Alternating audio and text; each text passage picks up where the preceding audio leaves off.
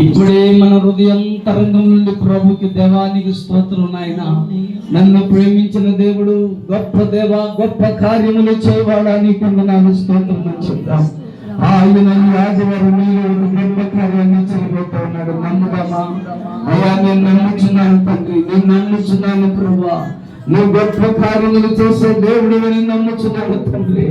నా పట్ల ఒక గొప్ప కార్యాన్ని చేయగలవని నమ్ముచున్నాను తండ్రి.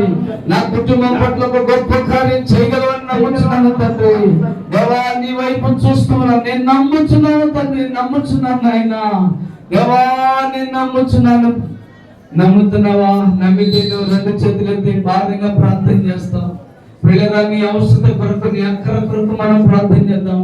నీ కుటుంబ అవసరం కొరకు ప్రార్థన చేయి. దేవుని బిడ్డలుగా దేవుని ఏది అడుగుతామని ప్రవేశిస్తాడు. నువ్వు అడగకుండా దేవుడు ఏమీ చేయలేడు. పిల్లగా నీవు దేవుని అడుగు. నీ పక్షంగా దేవుని పిల్లలుగా, దేవుని సేవకులుగా, నీ ఆత్మీయ తండ్రిగా, కాపురగా నేను నీ పక్షంగా అడుగుతున్నాను.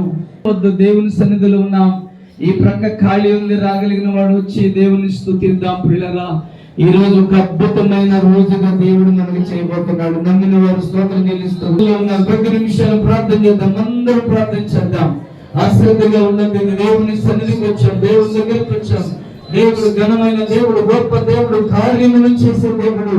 ఆరాధన చేస్తుండగానే పిల్లగా మీలో దేవుడు ఒక బలమైన కార్యం చేయబోతున్నాడు. నమ్ముదాం, నమ్ముదాం. ఆరాధన చేస్తుండగానే మీ అంతరంగాల్లో ఒక బలమైన కార్యాన్ని చేయబోతున్నాడు. మీరు ఆదరణ